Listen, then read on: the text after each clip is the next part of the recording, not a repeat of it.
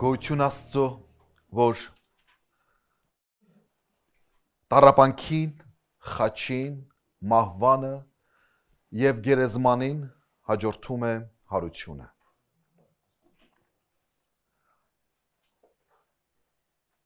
Քրիստոս իր հարությամբ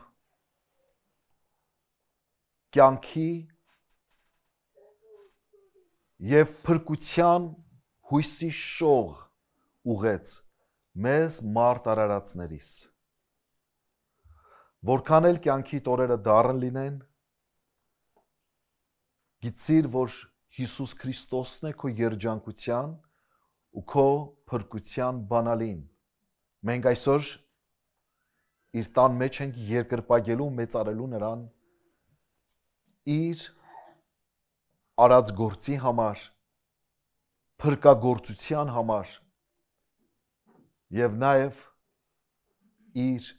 հարության համար։ Այն, եթե չլիներ, մարդկային կյանքը ոչինչ պիտի արժենար։ Ինչ էլ լինեն մեր կյանքի նվաճումները, ինչ էլ լինեն, ինչ բարձրունքների էլ հասնենք այս կյանքում, Սողոմոն իմաստունը իր փառքերի մեջ հայտարարեց, ասաց ունայնություն, ունայնության և ամեն բան ունայն է լոկ հոգու տանջանք։ Բայց միայն գիտենալով, որ Հիսուս Քրիստոս իր հարությամբ երաշխավորեց մեր կյանքը, մեր հավիտենական կյանքը, իրեն հավատացողներին կյանքի խոստում տվեց, այս միայն հավատը տալիս է մեզ ուժ ապրելու, գործելու, արարելու, ստեղծագործելու, շենացնելու և վայելելու կյանքի պարգևը։ Այս հավատով է, որ դու գիտակցում ես ունեցածիդ արժեքը, կյանքի գինը, և կյանքը քեզ համար չի դառնում լոկ տառապանքի ուղի, այլ ամեն վայրկյանը դառնում է քեզ համար շնորհ, պարգև, որովհետև իմաստավորվեց կյանքը Քրիստոսի հարությամբ։ Կրկնում եմ, եթե Քրիստոս հարություն չառներ, իր ամբողջական իմաստով կյանքը ոչինչ արժե, ոչինչ արժե։ Մի բանը, եթե վերջանում է մահով և փոշիանում և ոչնչանում, այն ոչինչ է ուրեմն։ Բայց Քրիստոսով փառք Տիրոջ, որ այն իմաստավորված է։ Ուստի այս հարության տոնի առթիվ սիրելիներ ցանկանում եմ ընթերցել Հովհաննեսի ավետարանից 20-րդ գլուխ առաջին 18 համարները։ Հովհաննեսի ավետարան 20-րդ գլուխ 1-ից 18-րդ խոսքերը պետք է ընթերցենք։ Մեկ շաբթի օրը Մարիամ Մագդաղենացին արտուն դեռ չլուսացած գերեզման կերտա ու կտեսնե, որ քարը գերեզմանի դռնեն վերցված է։ Անմիջապես կվազե կերտա Սիմոն Պետրոսին և մյուս աշակերտին, որ Հիսուսը կսիրեր, և կսե անոնց, Տերը գերեզմանեն վերցուցին, ու չենք գիտեր ուր դրին զանիկա։ Ուստի ելան Պետրոսը և մյուս աշակերտները ու դեպի գերեզմանը գնացին, երկուքն ալ մեկտեղ կվազեին, և մյուս աշակերտը Պետրոսեն ավելի շուտ վազելով անկի առաջ գերեզմանը հասավ և ծռելով նայեցավ ու տեսավ, որ կտավները հոն կկենային, բայց ինքը ներս չմտավ։ Սիմոն Պետրոսն էլ հասավ, որ անոր ետևեն կուգար ու գերեզմանը մտավ և տեսավ կտավները հոն կկենային։ Ու վարշամակը, որ անոր գլուխն էր, մյուս կտավներին հետ չէր, հապա ծալված մեկ կողմ դրված էր։ Այն ատեն ներս մտավ մյուս աշակերտն ալ, որ առաջ գերեզման եկել էր, տեսավ ու հավատաց։ Վասնզի դեռ գրվածը չէին գիտեր, թե պետք է, որ անիկա մեռելներեն հարություն առնե։ Ետքը աշակերտները նորեն իրենց տունը գնացին։ Բայց Մարիամ գերեզմանին դուրսը կանգնել էր և կուլար։ Ու երբ կուլար դեպի գերեզմանը ծռեցավ նայելու, տեսավ երկու հրեշտակներ, ճերմակ հանդերձներով,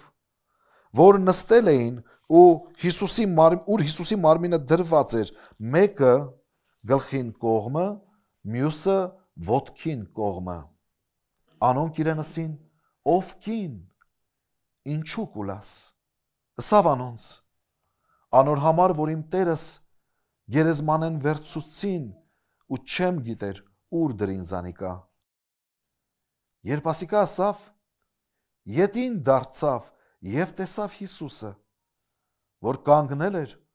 ու չեր գիտեր, թե Հիսուսն է, Հիսուսն անոր ասավ, ով կին, ինչու կուլաս, ով կփնտրես։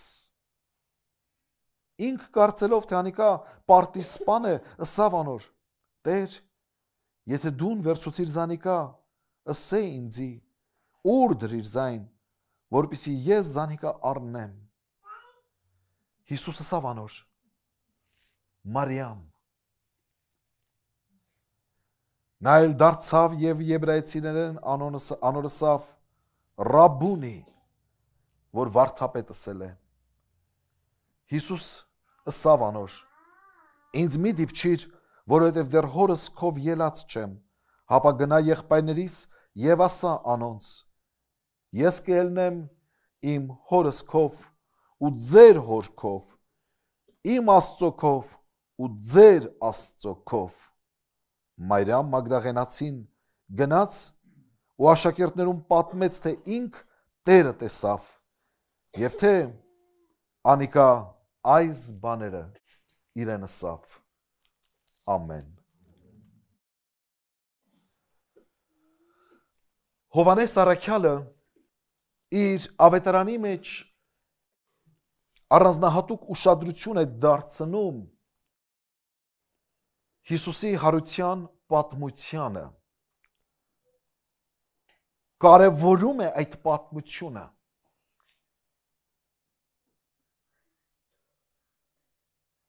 Բայց այդ պատմության մեջ նա կարևորում է այս կնոջ և Հիսուսի հանդիպումը։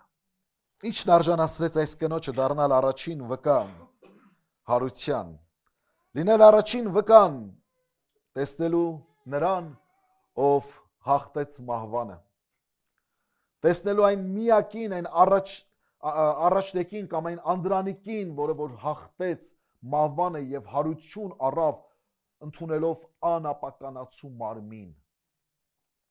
Հարություն առնողներ եղել էին դրանից առաջ,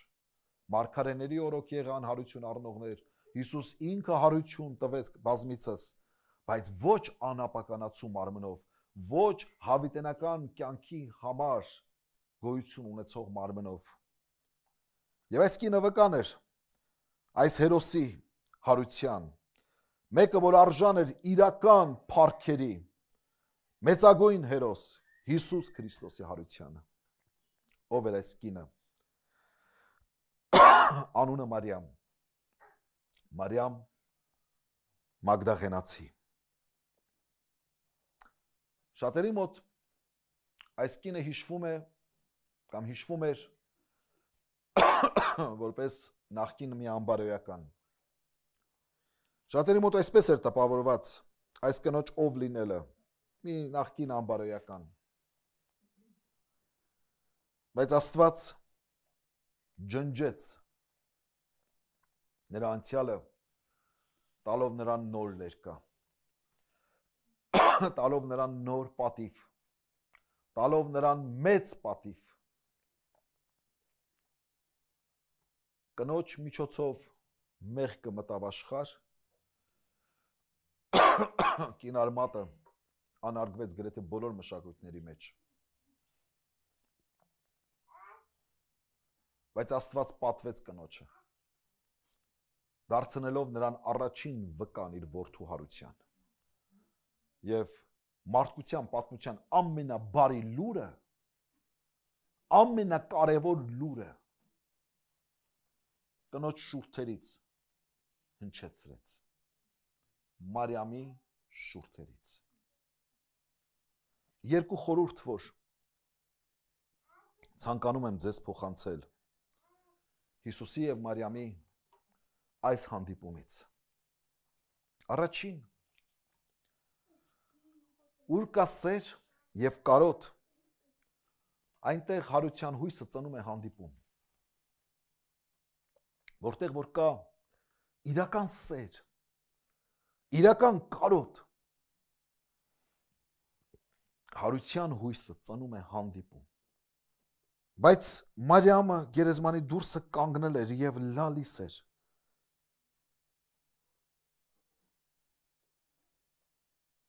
Ու երբ լալիս էր, գերեզմանը ծռեցավ նայելու, տեսավ երկու հրեշտակներ ճերմակ հանդերձներով նստել էին, ուր որ Հիսուսի մարմինը դրված էր, մեկը գլխի կողմը, մյուսը ոտքի կողմը։ Նրանք իրեն ասացին, ով կին, ինչու ես լալիս, ասաց նրանց. նրա համար եմ լալիս, որ իմ Տերս գերեզմանից վերցրել են ու չգիտեմ, թե ուր են դրել նրան։ Փնտրող սիրտ, սիրող սիրտ, կարոտող սիրտ։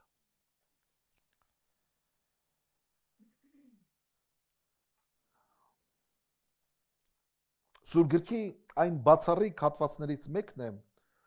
ուր արձանագրված է Աստծո զավակի եւ իր Տիրոջ փոխհարաբերությունների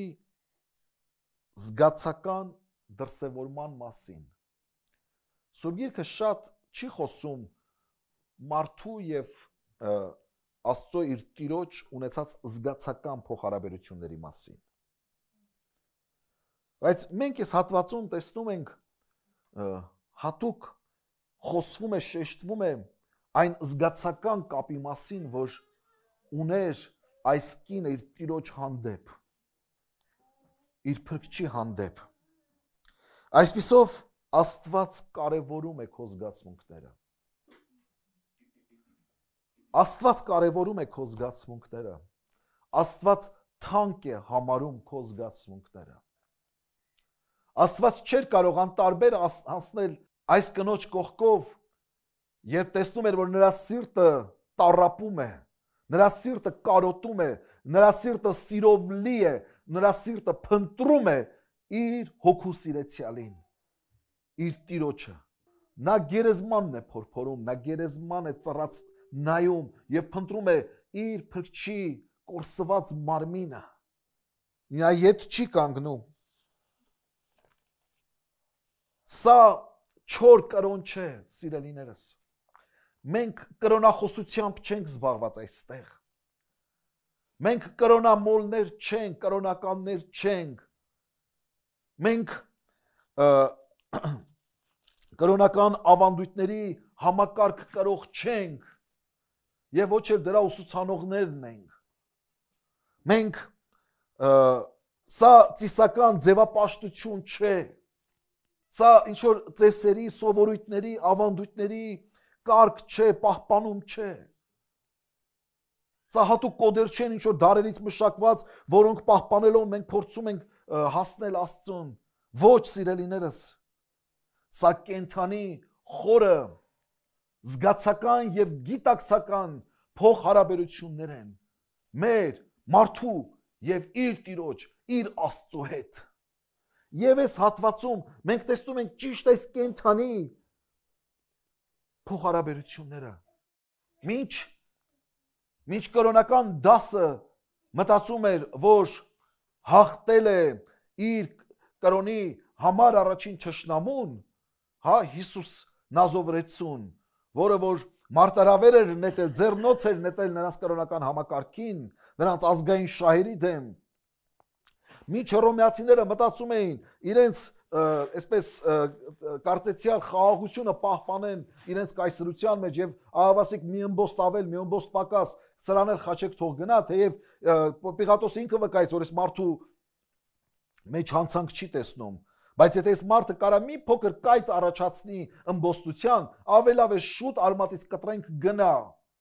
Մինչ աշակերտները վախեցած վերնատան մեջ կուչ էին եկել իրենց մարմնի, իրենց կյանքի ուրեմն անվտանգության մասին էին մտածում, վախեցած փակված էին։ Կրոն, քաղաքականություն, անձիշա, կարմիկին, միայնակ կին, որին ոչինչ չէր հետաքրքրում, նա մինչ բոլորը քնած էին, դրսում էլ մութ, այս կինը քաղաքի փողոցներում քայլում էր, քաղաքի դարպասներից դուրս եկավ, անվտանգ չէր, շատ վտանգավոր, մանավանդ կնոջ համար, մանավանդ վատ անցյալ ունեցած կնոջ համար։ Նա քայլում էր դեպի ուր, դեպի գերեզմաններ։ Մարդիկ ցերեկով չէին գնում այնտեղ, վախում էին, սա գիշերով է գնում։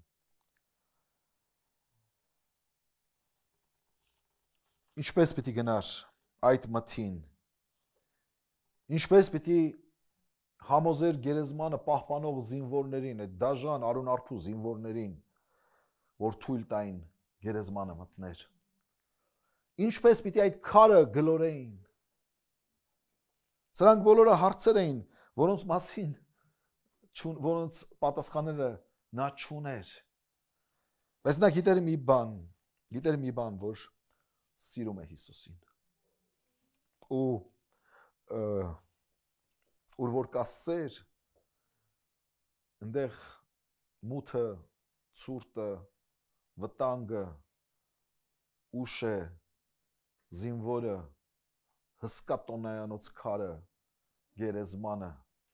ոչինչ են, որովհետև նրա շարժիչ ուժը, նրա ոտքերը շարժողը սերն էր ու կարոտը։ Նա չի սպասում լույսը բացվի, նոր գնա գերեզմաններ, նա գիշերով է գնում։ Ղուկասի ավետարանում կարդում ենք 7-րդ գլուխ 44-ից 48 համարներում, ասում է, ու դառնալով դեպի այն կինը, Հիսուսը դառնալով դեպի այն կինը, ասաց Սիմոնին, Սիմոնը փարիսեցի էր, կրոնավոր, ում տանը հյուրընկալվել էր Հիսուս։ Եվ այսպես, տեսնում ես այս կինը, ես քո տուն մտա, դու ոտքերիս ջուր չտվիր, բայց սա իր արցունքներով ոտքերս թրջեց եւ իր մազերով սրբեց։ Դու ինձ համբույր չտվիր, բայց նա այստեղ մտնելես ի վեր ոտքերս համբուրել են չդացրեցավ։ Դու իմ գլուխը յուղով, իմ գլուխը ձեթով չոցեցիր, բայց ասիկա իմ ոտքերս անուշահոտ յուղով օծեց։ Ասոր համար ասում եմ քեզ, ներված են անոր շատ մեղքերը, որովհետև շատ սիրեց։ Բայց որում որ քիչ կներվի, անիկա քիչ կսիրե։ Այս կնոջ սերն էր, որ տարել էր նրան գերեզման։ Եվ ուր որ կա այս անհակ սերը, անհնար այդ հանդիպումը չկայանա, անհնար է, միջև չսիրես, այս կնոջ նման չես խոնարհվի, միջև չսիրես, չես գուրգուրի, միջև չսիրես, չես լվա ոտքերը նրա արցունքներովդ, միջև չսիրես, չես ներվի, միջև չսիրես, չես հաղթահարի վախերդ, միջև չսիրես, չես քայլի վտանգներով, միջև չսիրես, չես կարոտի, միջև չսիրես, չես գնա միջև խաչ, ինքը գնաց, նրա հետևորդներից հարյուրավորներ չգնացին։ Ինքը գնաց։ Միջև չսիրես, չես գնա գերեզման, միջև չսիրես, չես հանդիպի հարության փրկչին։ Միջև չսիրես։ Քրիստոնյան չի կարող ապրել Քրիստոսի կենթանի հավատքը, կենթանի կյանքը առանց սիրո եւ կարոտի։ Սա բնական զգացողություն է։ Բնական զգացողություն է, երբ որ սիրում ես Տիրոջդ, միշտ սիրտդ, միշտ հոգիդ տենչում է դեպի նա։ Փնտրում ես նրան։ Ուր չկա սեր եւ չկա կարոտ, այնտեղ Հիսուս մեռած է։ Այնտեղ լոկ չոր կրոն է։ Եվ վերջ, մոմը կվառի, խունկը կծխի, երկու հատ խաչ կանի, մի հատ ձևական աղոտ կանի, մեկ-մեկ կգա եկեղեցի, մեկ-մեկ սուրբ գիրք կկարդա, եւ վերջ, չկա ապրում նրա հետ, չկա կարոտ նրա հետ։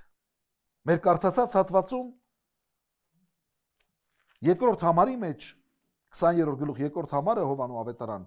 ասում է անմիջապես կվազե կերթա Սիմոն Պետրոսին եւ մյուս աշակերտին, որ Հիսուսը սիրում էր, եւ ասում է Տերը գերեզմանից վերցրեցին ու չենք գիտեր ուր դրին զանիկա։ Անհանգստանում է։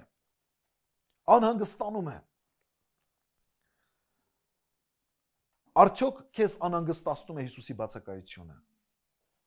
Թե մենք դա թեթև ենք տանում։ Մարդկա թեթև է տանում։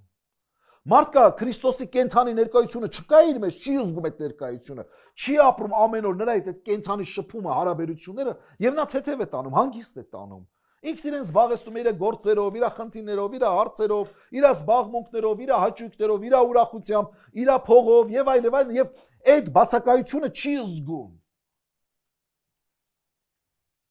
Այդ վտանգավոր ճամփան եկավ, մի հատ էլ վազելով ետ գնաց։ Չգտավ Հիսուսի մարմինը, չգտավ Հիսուսին, գնաց,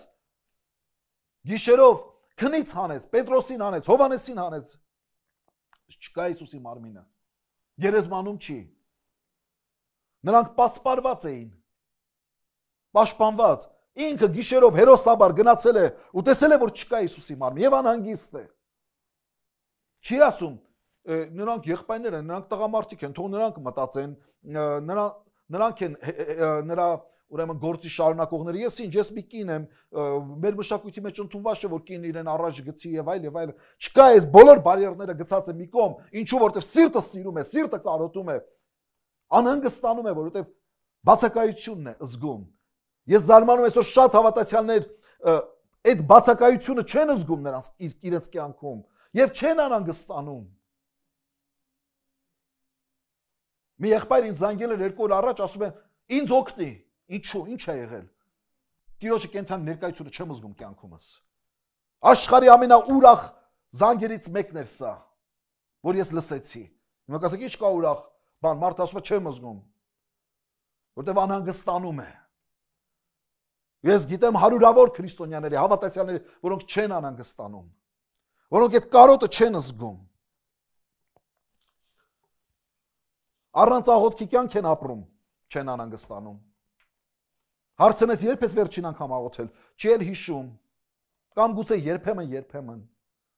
կիրակից կիրակի, ընդհանրական աղոթքներին մեկ էլ ամեն ասել, վերջ, անձնական աղոթքի կյանք չկա։ Ասում ենք եկեք աղոթենք, աղոթում է, նույն ինչ որ 10 տարի առաջ էր աղոթում, նույնը հիմա է աղոթում, որտեղ աղոթքի մեջ աճ չունի։ Ինչու աճ չունի, որտեղ փոխհարաբերությունների մեջ չկա կենթանություն։ Չկա կենթանություն։ Ուր որ սեր չկա, այնտեղ խոսալու բաներ չկա, չէ՞։ Ինչ խոսես։ Հլա մի սիրահար զույգերին հարցրեք, կարող է միջև լուսաբաց իրար հետ խոսեն հեռախոսով։ Մեկը ինձ խնդրեց օֆիսում մնալ, մնաց օֆիսում։ Մի որոշ ժամանակ մնաց։ Ամսվա վերջ այնքան փողեր եկել հեռախոսի։ Մարդը ասում ես ով ես քան խոսացել։ Պարզվեց սիրահարված շրջանում է մնացել օֆիսում։ Որտեվ անընդհատ փնտրում ես իրեն։ Իսկ մարդը դա իրեն չի անհանգստացնում։ Մարդն առանց Աստծո խոսքի է, առանց Սուրբ Գիրքը կարդալու, առանց Սուրբ Գիրքը պրպտելու, եւ դա իրեն չի անհանգստացնում։ Հետո դառնում է հավատք իր համար ձանձրալի, եկեղեցին դառնում է իրեն համար ձանձրալի, ամեն վարքյան ժամացին նայում, երբ է պրծնելու քարոզը, երբ է գնալու տուն, երբ որ ասպետ կգաս եկեղեցի, պատճառ է փնտրում չգալու եկեղեցի, միշտ ինքը պատճառ ունի չգալու, չի անհանգստացնում, ինչու որովհետև կարոտ չկա, որովհետև սեր չկա, որովհետև այդ ապրումը չկա, որովհետև այդ փնտրելը, Հիսուսը փնտրելը չկա, ուրիշին անհանգստացնել չկա, գիշեր 1000-ին զանգի Պետրոսին ասի, վեր կաց, Հիսուսը չկա։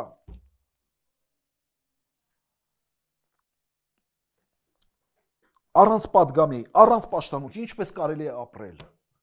Ինչպես կարելի է ապրել։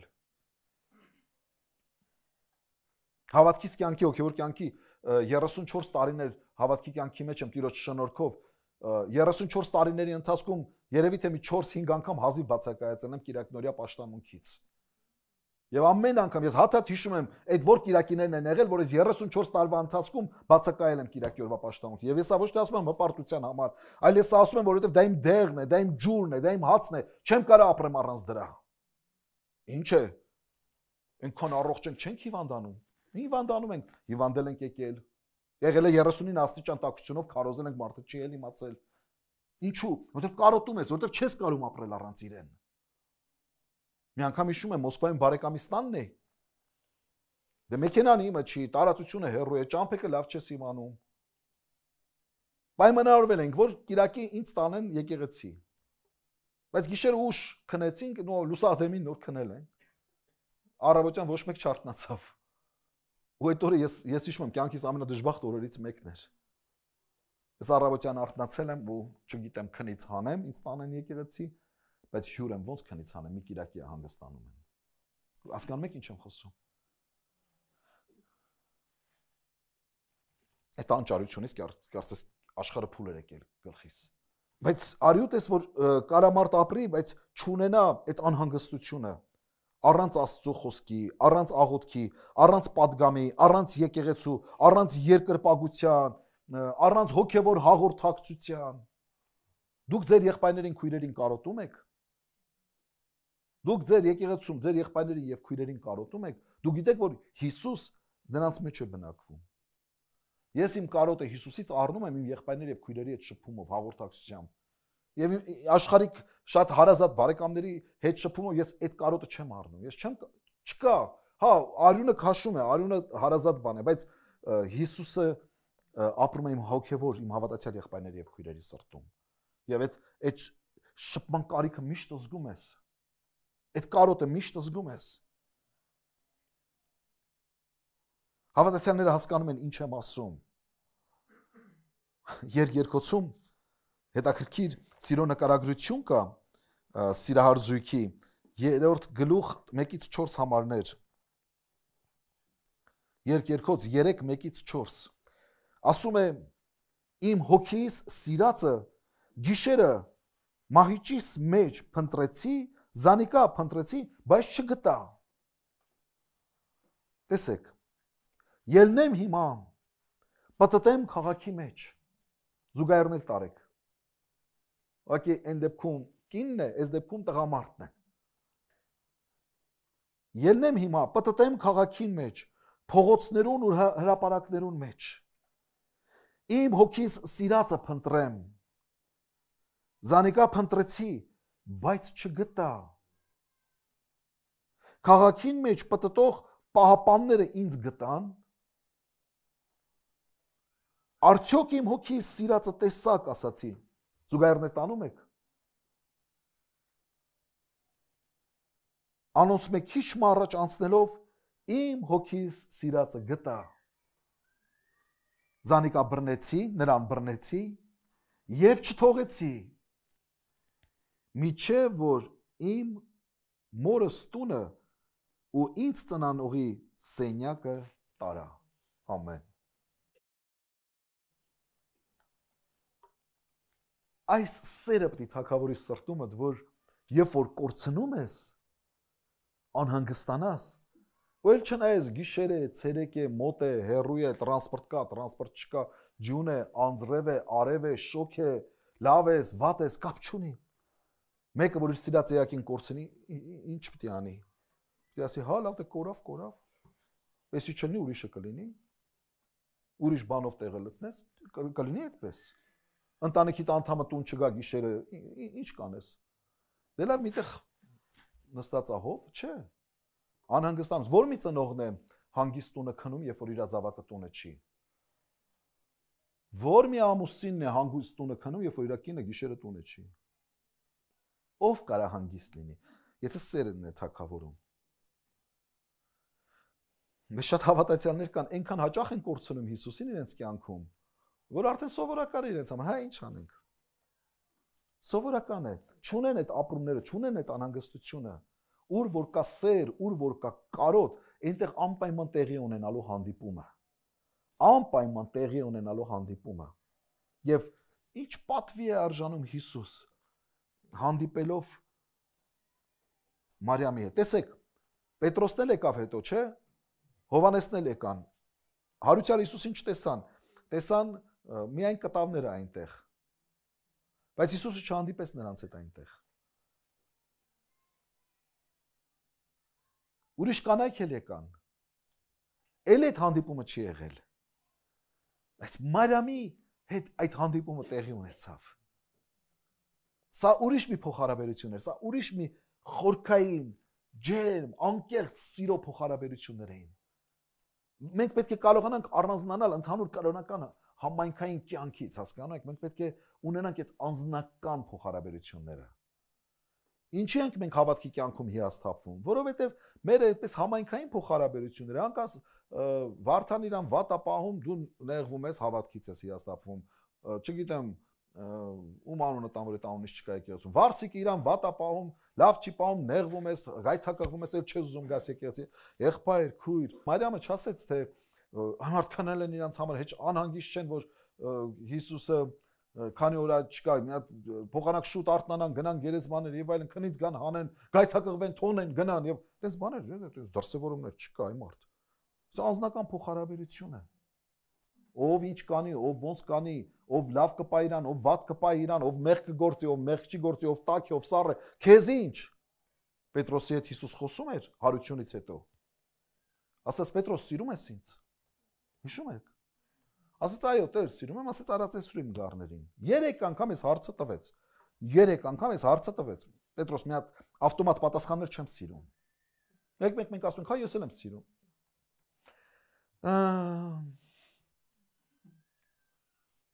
Մի հատ լավ մտածի նոր խոսիր։ Այսպես բոլորը սիրում են, ես էլ եմ սիրում։ Դե որ հավատացյալ ենք, ուրեմն սիրում ենք, էլի։ Դե որ հայ ենք, ուրեմն քրիստոնյա ենք, էլի։ Դե որ առաքելական ենք, ուրեմն երկինք են գնալու, դե որ ավետարանական ենք, էլ ընդհանրապես խոսք չկա դրա մասին։ Սենց չի թանկագիններս, սա անձնական փոխհարաբերություններ են։ Պետրոսի այս զրույցից հետո Հիսուս հայտնեց Պետրոսին, թե ինչ մահով իրեն պետք է փառավորի։ Ասում է, տես հիմա դու ինքդ ես քո գոտիդ կոչկում, դու չէ, կոշիկդ կապում եւ այլն։ Ասում ժամանակ պիտի գա, որ ձեռքերդ պիտի վերցնեն, ուրիշը պիտի կոչկի եւ ասում քեզ պիտի տանեն այնտեղ, որտեղ որ չես ուզում գնալ։ Այս ամեն ինչը լսելուց հետո մեկ է շրջվեց, տեսավ հերվից Հովանեսը գալիս է, այսպես հետևից Հովանեսը գալիս է։ Ասում բա սրա այդ ինչա լինելու։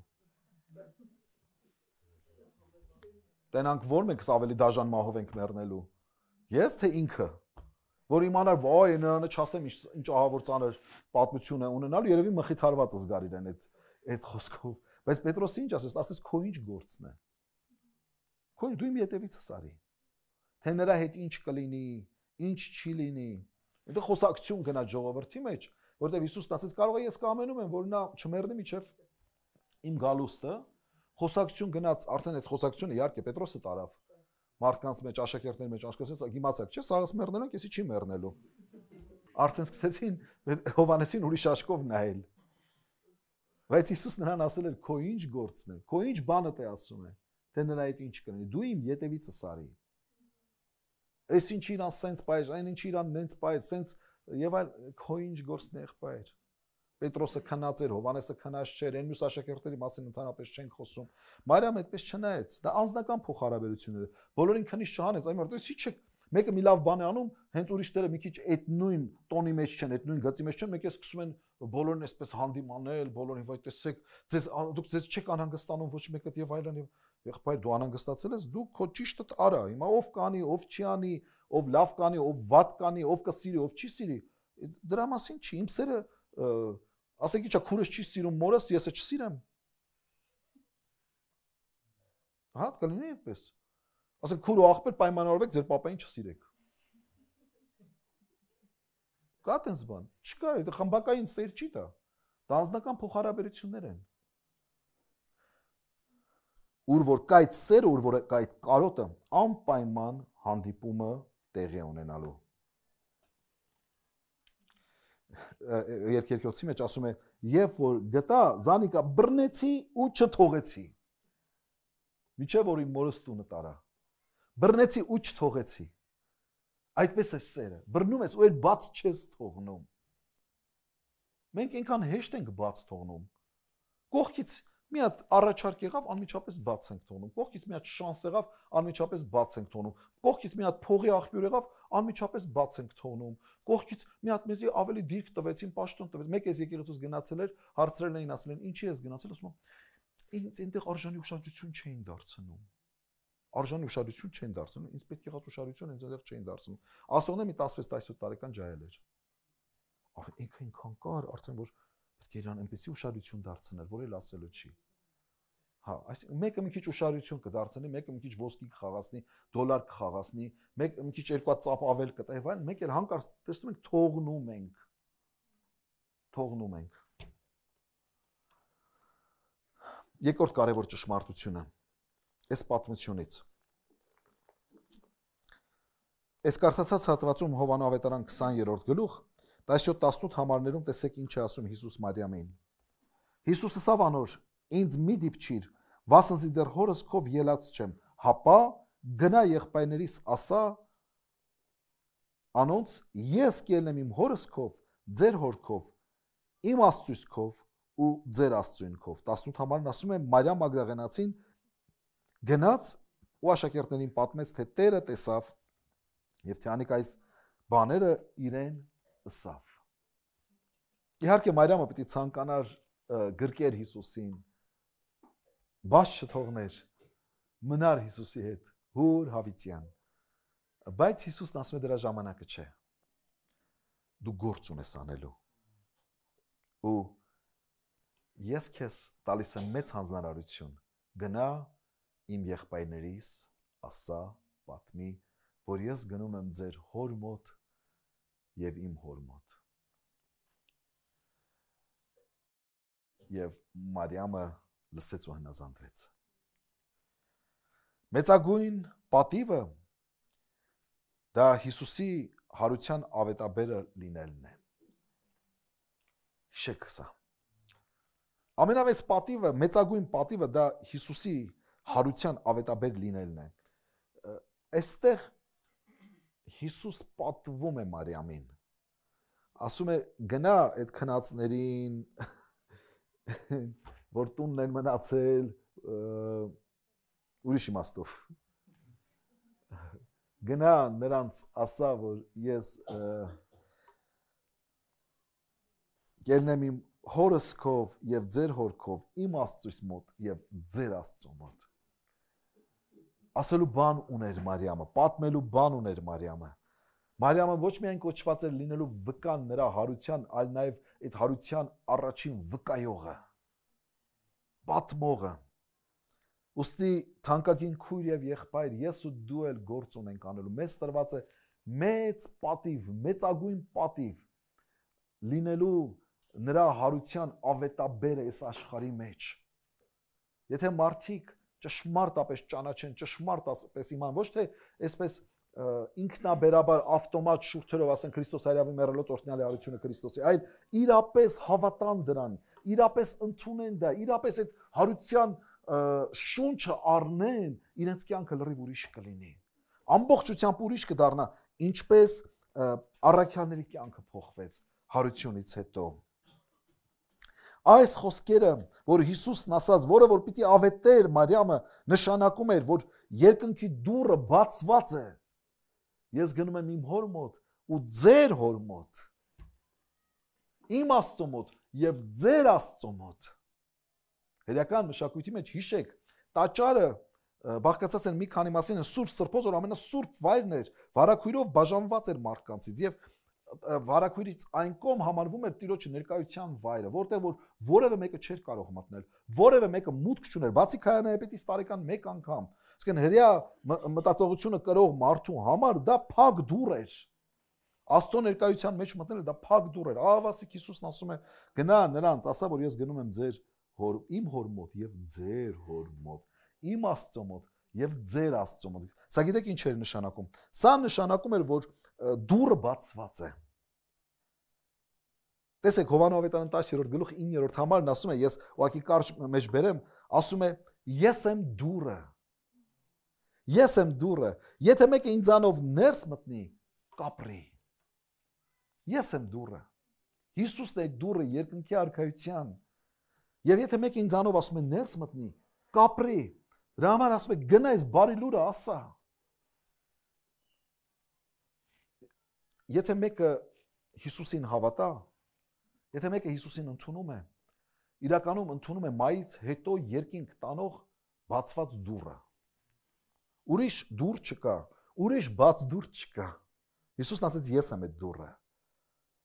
Մեկը չի կարող առանց Հիսուսը ընդունելու, առանց Հիսուսին հավատալու, առանց ապաշխարելու, առանց Քրիստոսի հարությանը ընդունելու, հավատալու նրան մուտք ունենա դեպի երկնային արքայություն։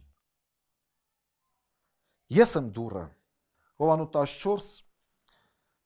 14:4-ից 6 համարները։ Ուրեմն ուր որ ես կերտամ, ասում է գիտեք ու ճամփան էլ գիտեք։ Հիսուսն է ասում։ Թոմասն ասեց Տեր, չենք գիտեր ուր կերտաս։ Ինչպես պիտի կարենանք ճամփան իմանալ։ Հիսուսն ասաց. ես եմ ճամփան, ճշմարտությունը եւ կյանքը, ոչ ոք հոր մոտ չի գնա բացի միայն ինձանով։ Հիսուսն ասում է, ուրեմն ուր որ ես գնում եմ, գիտեք ճամփան էլ գիտեք։ Թոմասն ասում է, ո՞րն է ճամփան, այդ ինչ ճանապարհ է եւ այլ։ Հիսուսն ասում է, ես եմ ճամփան։ Երբ որ Հիսուսն ասում է Մարիամին գնա ասա իմ եղբայրներից, ուզում է ասել, որ ես այդ ճամփան եմ, ես այդ դուռն եմ դեպի հոր մոտ, ու հիմա ես գնում եմ իմ հոր մոտ։ Ուստի եթե ուզում եք այդ ճամփան, եթե ուզում եք հայտնվել հոր ներկայության մեջ, ձեր Աստծո մոտ, ես եմ այդ ճամփան։ Հիսուս իր մահով եւ հարությամբ բացեց այդ ճամփան քեզ համար եւ ինձ համար, եւ այս ավետիսը պետք է անպայման փոխանցվի մարդկանց։ Այս խոսքերը նշանակում է, այս ավետիսը նշանակում է ըստ առաջին Կորինթացիս նամակի 15-րդ գլխի 54 եւ 55-րդ համարների, տեսեք ինչ է ասում. բայց երբ այս ապականացու մարմինը անապականացու հագնի եւ այս մահկանացուն անմահություն հագնի, այն ժամանակ պիտի կատարվի այն խոսքը, որ գրվեցավ. մահը հաղթության մեջ ընկղմվեցավ։ Ուր է ով մահ քո խայթոցդ, ուր է ով գերեզման քո հաղթությունդ։ Տեր Հիսուս, երբ որ ասաց Մարիամին, թե ես իմ հոր մոտ եմ գնում եւ ձեր հոր մոտ եմ գնում,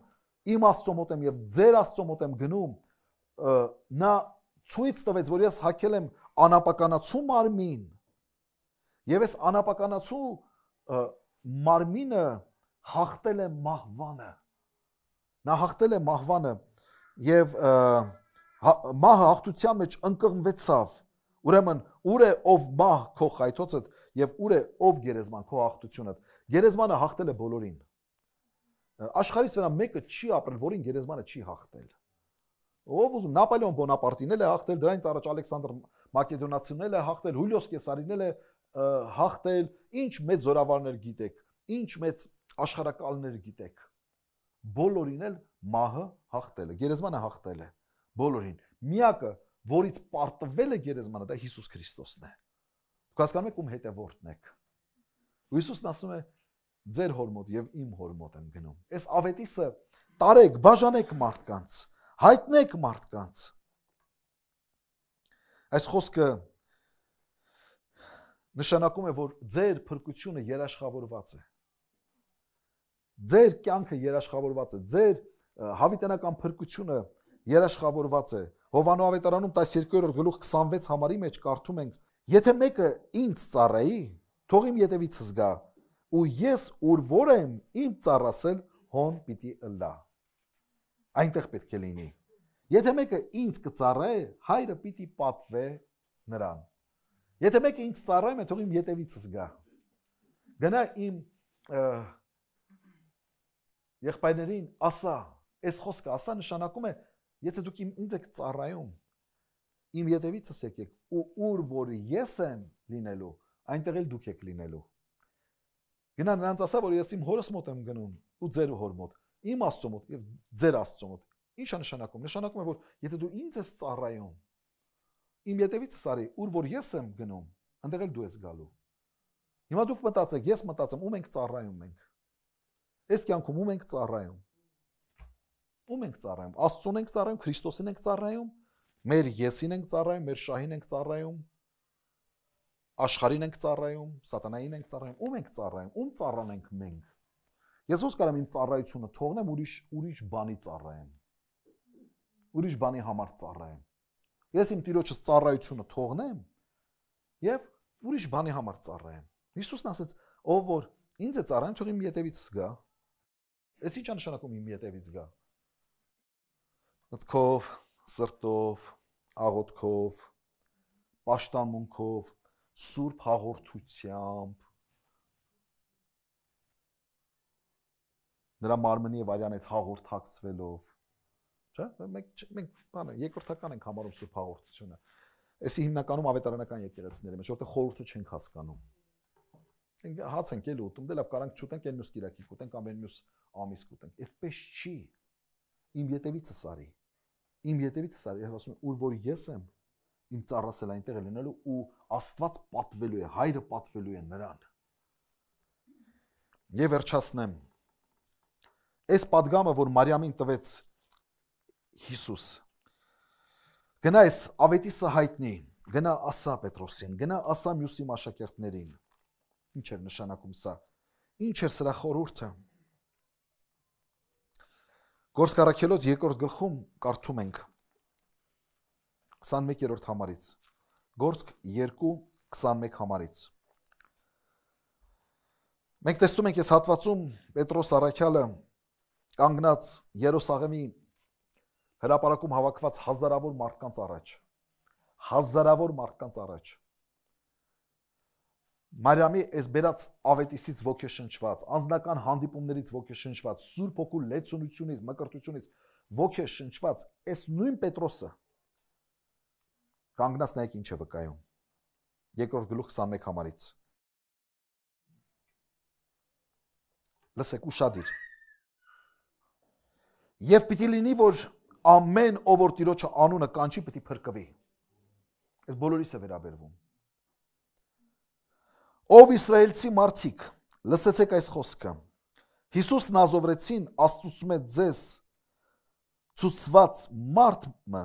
զորություններով ու հրաշքներով եւ նշաններով, որոնք Աստվածանոր ձեռքով ըրավ, ձեր մեջ ինչպես դուք էլ գիտեք, ու մեկը չկար կաններ ասել, որ ես ի՞նչ ես խոսում, նման բան չի եղել։ Դուք լավ էլ գիտեք, որ ինչ որ ասում եմ, ճիշտ է։ Անիկա Աստծո որոշված խորհուրդովը եւ կանխագիտությունովը մատնված լինելով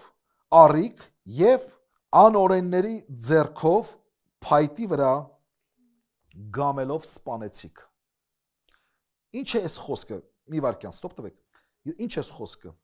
Աստծո կանխագիտությամբ եւ որոշմամբ դուք առիք եւ նրան սպանեցիք։ Ճիշտ է, դուք չքմեղանք չունեք, բայց հանկարծ ձեզ չթվա, թե դուք ինքան հզոր էիք, որ կարողացաք Աստծո որդուն սպանել։ Դա տեղի ունեցել Աստծո կանխագիտությամբ եւ որոշմամբ։ Հիսուսն ասաց մարդու որդին պիտի մատնվի, բայց վայ նրան ում ձեռքով կմատնվի։ Հա դա լինելու է, բայց վայ նրան, որ այդ պիղծ արարքին կգնա։ Ու դուք որպես ժողովուրդ, հրեա ժողովուրդ, ընտրեցիք այդ չարուղին։ Եվ նրան ասում է փայտի վրա գամելով սպանեցիք։ Բացահայտ մեղադրանք է հնչեցնում, առանց վախենալու։ Հիշեք միջև Հիսուսի հարությունը այդ երեկոն մատնության երեկոն մի աղախնից վախեցավ Պետրոսը եւ ուրացավ Հիսուսին։ Հիմա կանգնել է հազարավորների դիմաց, ասում է դուք եք սպանել։ Բայց Աստված հարուցանեց նրան մավան ցավերը քանդելով, քանզի հնարավոր չէր, որ ինքը դրանից բռնվի։ Վասնզի Դավիթ անոր համար ասում է. ամեն ատեն Տերը կտեսնեմ իմ առջևս, քանզի իմ աջ կողմս է, որովհետեւ չսասանվեմ։ Դու էլ եթե չես ուզում սասանվես այս կյանքում, Տիրոջը միշտ աջ կողմդ, այսինքն քո զորությունդ իրեն արա, աջ կողմդ պահի։ Սասանվում ես, տխուր ես, տրտնում ես, չգիտեմ, դեպրեսիայի մեջ ես, ստրեսի մեջ ես, անընդհատ հիվանդ ես, անընդհատ անուսության մեջ ես, այդ նրանից է որ Հիսուսը աջ կողմդ չի։ Նրան աջ կողմդ ով է։ Ինչն է քո կյանքիդ ուժը, զորությունը, բժիշկներն են, բարեկամներն են, ընկերներդ են, փողդ է, եսդ է, պաշտոնդ է, ամուսինդ է, կինդ է, ով է, դու նայի, ով է աջ կողմդ։ Եթե Հիսուսն է քո աջ կողմը, չես սասանելու։ Ինչ ուզում ալինի, ինչ փոթորիկել ուզում ալինի։ Հոբ Աստծոծառան կորցնելով 10 զավակներին, տուն, տեղ, առողջություն, ամեն ինչ, ասես գիտեմ, որ իմ փրկիչս ապրում է։ Էս էր իրան ուժ տվողը։ Գիտեմ, որ իմ փրկիչս ողջ է։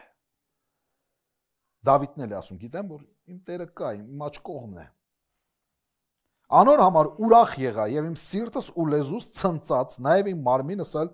հույսով պիտի հանգստանա։ Երբ որ հարուցյալ Տեր Հիսուս Քրիստոսը քո աջ կողմն է, լացը, արցունքը, կասկածը, միայնությունը փարատվում է։ Վասնզի իմ անձս գերեզմանին մեջ պիտի չթողնես եւ քո սուրբիտ էլ ապականություն տեսնել պիտի չտաս։ Դավիթն էս խոսքերն ասում, բայց Դավիթի գերեզմանը միջև հիմա կա։ Եվ ապականություն տեսել է։ Սա մարգարեական խոսքեր Հիսուսի վերաբերյալ։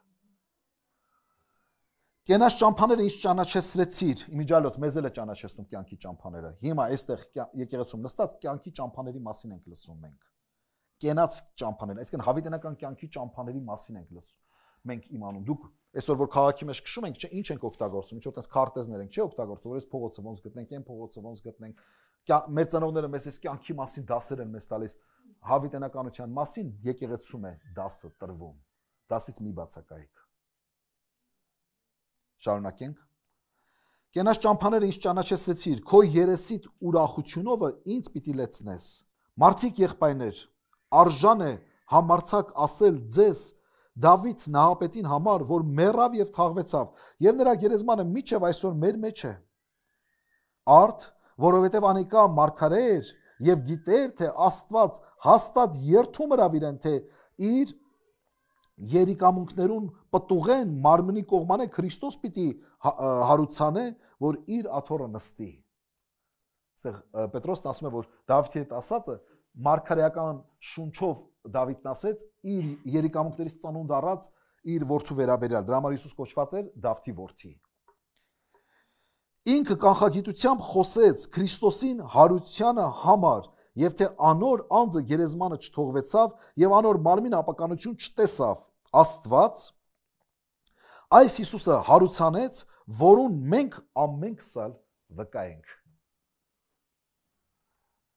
Ուստի Աստծո ձեռքով բարձրանալով ու Սուրբ Հոգին խոստումը հորմեն առնելով տարածեց սա, որ դուք հիմա կտեսնեք ու կլսեք, որովհետև Դավիթ երկինք չելավ,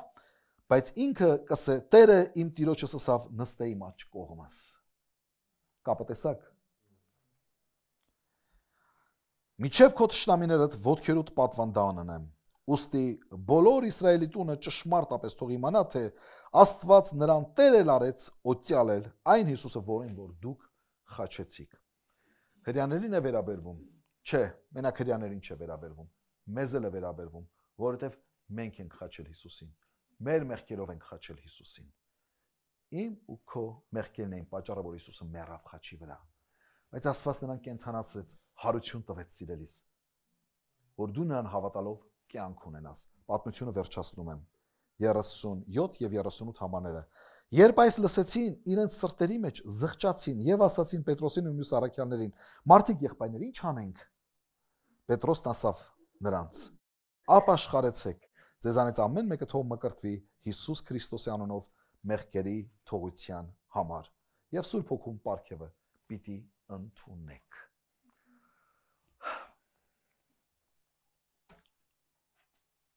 Մարիամը հավատարմորեն արեց այն, ինչ Հիսուս նրան ասաց։